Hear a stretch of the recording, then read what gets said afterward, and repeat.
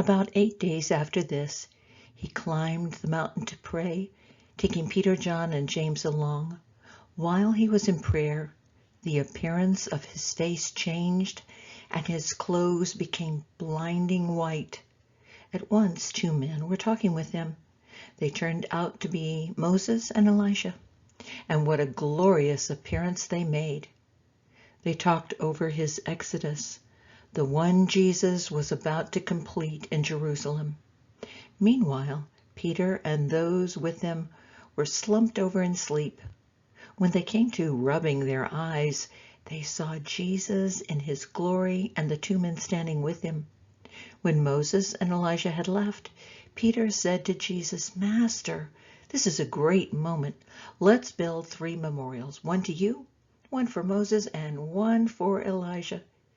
He blurted this out without thinking. While he was babbling on like this, a light, radiant cloud enveloped them. As they found themselves buried in the cloud, they became deeply aware of God. Then there was a voice out of the cloud, "This is my Son, the chosen. Listen to him." When the sound of the voice died away, they saw Jesus there alone. They were speechless, and they continued speechless, not saying one thing to anyone during those days of what they had seen. When they came down off of the mountain the next day, a big crowd was there to meet them. A man called out from the crowd, "Please, please, teacher, take a look at my son. He's my only child. Often a spirit seizes him. Suddenly he's screaming, thrown into convulsions, his mouth foaming, and then it beats him black and blue before it leaves. I asked your disciples to deliver him, but they couldn't." Jesus said, "What a generation! No sense of God, no focus to your lives. How many times do I have to go over these things? How much longer do I have to put up with this?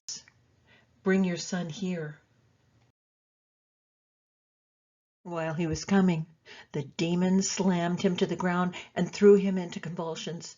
Jesus stepped in, ordered the foul spirit gone, healed the boy, and handed him back to his father. They all shook their heads in wonder, astonished at God's greatness, God's majestic greatness. While they continued to stand around exclaiming over all the things he was doing, Jesus said to his disciples, "Treasure and ponder each of these words. The Son of Man is about to be betrayed into human hands." They didn't get what he was saying. It was like he was speaking a foreign language and they couldn't make heads or tails of it. But they were embarrassed to ask him what he meant.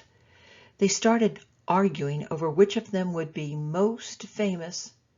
When Jesus realized how much this mattered to them, he brought a child to his side. "Whoever accepts this child, as if the child were me, accepts me," he said. "And whoever accepts me accepts the one who sent me."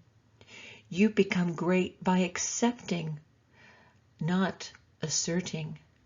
Your spirit, not your size, makes the difference.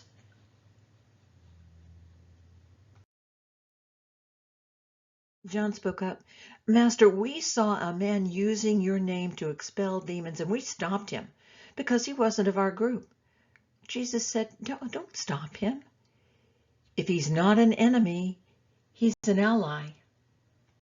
When it came close to the time for his ascension, he gathered up his courage and steeled himself for the journey to Jerusalem. He sent messengers on ahead. They came to a Samaritan village to make arrangements for his hospitality. But when the Samaritans learned that his destination was Jerusalem, they refused hospitality.